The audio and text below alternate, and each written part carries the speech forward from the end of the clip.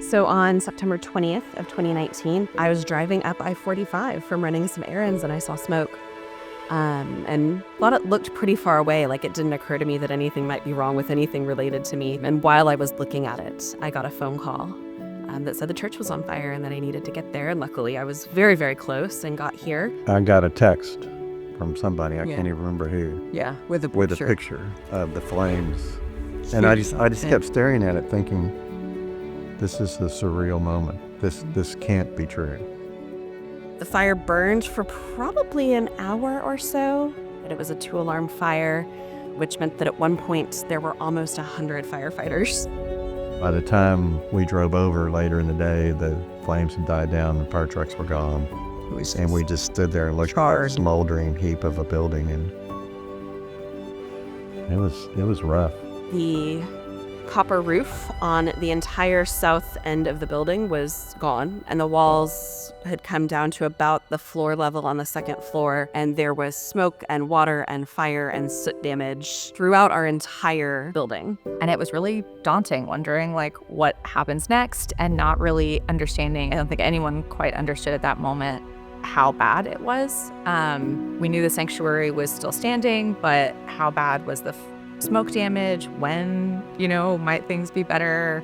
Was the main building a total loss? And then just really not knowing like when we would get to be together again. Like, I think we all know what church isn't a building, but it's the place we all gather. So like, what happens next? Our first couple of worship services were at our partner schools, one at Martinez Elementary, that was our very first service. And then we had 6 or 7 services in the Hogg Middle School auditorium. And so folks rallied, folks from St. Mark's rallied, but folks from other churches sent breakfast. They loaned us equipment because we didn't have anything to make a worship service happen. Getting together at Martinez Elementary was really special. Felt really heavy, obviously, but also like so joyful. And those are both schools we had worked with and ministered to. And, they might have been available anyway, but as soon as they heard about us, they reached out and said, how can we help you? Because you've helped us.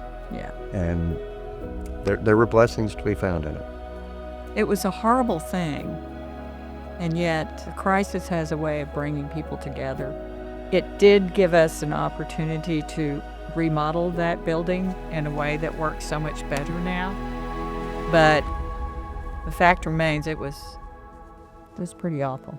We decided to call this campaign Love Without Limits because after the fire was over and we were getting everything rebuilt, we pretty quickly figured out that we weren't going to have the money from the insurance to do the things that were going to be necessary in order to put it back together. Because of various reasons having to do with COVID and delays and construction costs, we had a debt left over from that. We've never had a debt.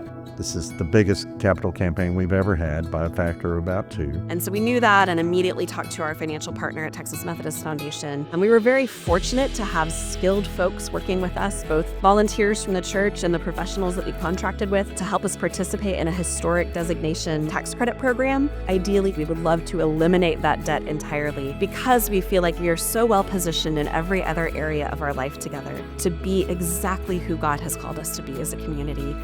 The limitation that we have is this debt. It's a large amount, and if we don't all participate in a sacrificial way, then we're not going to do it, and we really need to do it. So this campaign of Love Without Limits is inviting us to think about the things that we need to set ourselves free from in order to be the people that God has called us to be. If we can free ourselves from this, we are freer to serve God's kingdom in new ways.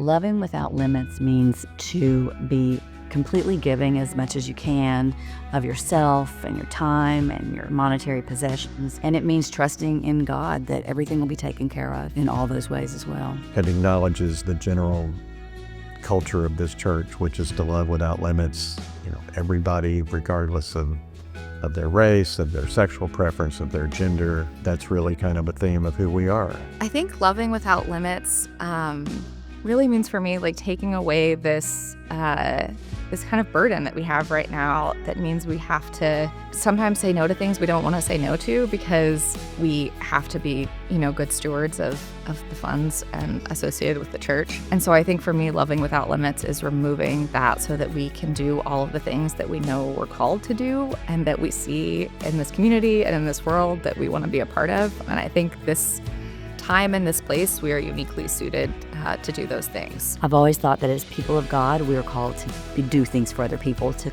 love each other and to help each other. And that means in our whole community. So hopefully we'll be able to do that even more. I believe deeply in the work that we do at St. Mark's. This is a place that has given me so much. And so I'm very grateful to be in a financial position to give back and to know that that commitment is really going to change things and make our mission and our church that much stronger. If we can all gather together, do what we can on a focused amount of time, and really push forward to get this goal done, then we have a huge amount of unlimited availability of funds to do things for the community and for each other.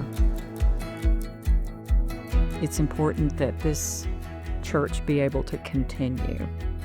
And I do believe that the debt is a distraction from our ability to do other kinds of work.